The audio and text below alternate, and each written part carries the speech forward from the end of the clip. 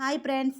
இப்போ என்ன பண்ண போகிறேன்னா கடும்பா கிரேவி தான் ஃப்ரெண்ட்ஸ். கடும்பா மீன் கிரேவி. எங்கள் ஊரில் நாங்கள் கடும்பா மீனுன்னு சொல்லுவோம், சில ஊரில் கனவா மீனுன்றாங்க. அதுக்கு என்னென்ன எடுத்துருக்குறேன்னா மீடியம் சைஸ் வெங்காயம் 4, தக்காளி 4, கொத்தமல்லி கருவேப்பிலை, மிளகுத்தூள், கடும்பா மீன் 1 கிலோ ஃப்ரெண்ட்ஸ். கடும்பா மீன் 1 கிலோ எடுத்துருக்கோம். இப்போ கடாய் வச்சு எண்ணெய் ஊற்றியாச்சு. இப்போ அதை கடுகு போடணும். அம்மா கடுகு போடு, காந்து போகுது. இப்போ கடுகு போடணும்.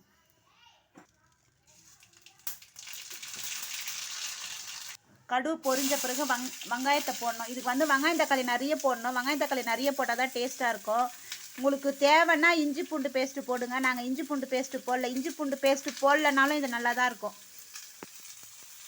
வெங்காயம் போட்டாச்சு, தக்காளி போடணும். இப்போ இது ரெண்டும் நல்லா கொல கொலன்னு வதங்கி வரணும். எங்கள் அம்மா தக்காளி வெங்காயத்தோடு உப்பு போடுறாங்க, ஏன்னா அப்போ தான் சீக்கிரம் வதங்கி வரணும். தேவையான அளவு உப்பு போட்டு வதக்குங்க. தக்காளி வெங்காயத்தோடு போட்டு வதக்கணுன்னா சீக்கிரம் கொல கொலன்னு வதங்கி வரும். தேவையான அளவு உப்பு போட்டுங்க.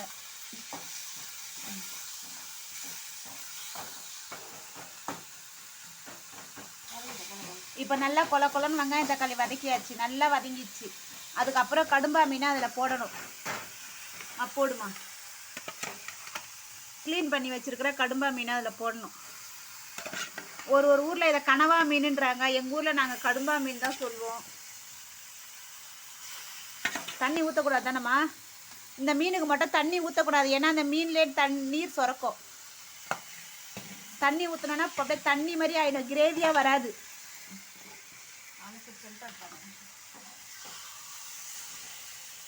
பார்த்தீங்களா, அதுலேயே நீர் சுரக்கும். அதுலேயே அப்படியே சுருள நல்லா அப்படியே கிரேவியாக நல்லா தொக்க வதங்கி வரும். நம்ம தண்ணி ஊற்றணுன்னா அப்படியே பச்சை தண்ணி மாதிரி குழம்பு மாதிரி ஆகிடும். நம்ம மிளகாத்தூள் போடு.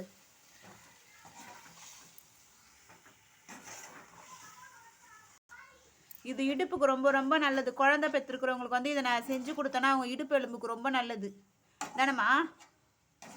ஆமாம், இது இடுப்பு எலும்புக்கு ரொம்ப நல்லது. இது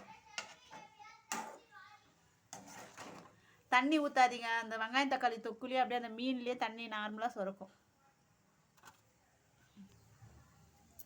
மிளகுத்தூள் கொஞ்சம் போடணும், நீச்சி ஸ்மெல் வராமல் இருக்கிறதுக்கு. மிளகுத்தூள் தேவையான அளவு, மிளகாத்தூள் போடுங்க.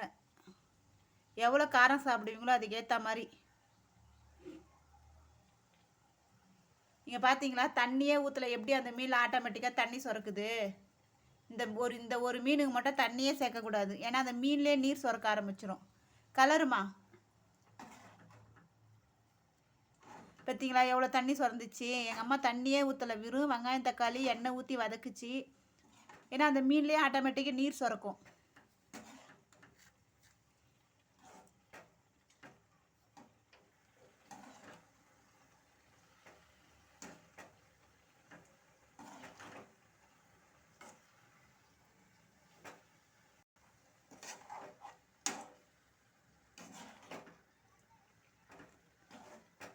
அப்படியே அது வேவ வேவ வேவ அப்படியே சுருண்டுக்கும் அந்த மீன். எவ்வளோ தண்ணி வச்சுட்டாங்க நீங்கள் பாருங்கள் ஃப்ரெண்ட்ஸ். எங்கள் அம்மா தண்ணியே ஊற்றல அந்த மீனில், பார்த்தீங்களா எவ்வளோ தண்ணி சுரந்துச்சு. இந்த ஒரு மீன் மட்டும் அப்படி தான், அதுலேயே ஆட்டோமேட்டிக்காக நீர் சுரக்கும். இந்த மீன் செய்கிறப்ப மட்டும் நீர் சேர்க்கக்கூடாது, தண்ணி சேர்க்காமல் செய்யணும். கொத்தமல்லி கருவேப்பிலை போடுமா, கொத்தமல்லி கருவேப்பிலை போடணும். இப்போ நல்லா கலரி விடு.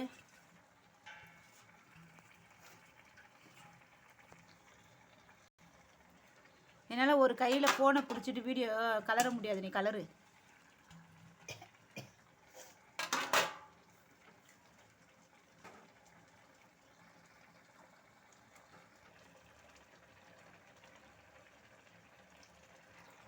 ஒன்றும் இல்லை.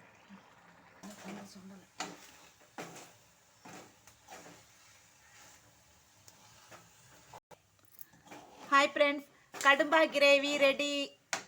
கடும்பா மீன் ரெடி ஆயிடுச்சு. பார்த்தீங்களா எப்படி கறி மாதிரி இருக்கும், செம்ம டேஸ்ட்டாக இருக்கும். அப்படியே ஒரு எலும்பே இல்லாத மீன், நல்லா அப்படியே கோழி கறி மாதிரி செம்ம டேஸ்ட்டாக இருக்கும். உடம்புக்கும் அவ்வளோ நல்லது, இடுப்பு எலும்புக்கு அவ்வளோ நல்லது. இந்த வீடியோ உங்களுக்கு பிடிச்சிருந்தா என்னுடைய சேனலை சப்ஸ்கிரைப் பண்ணுங்கள். பாய்.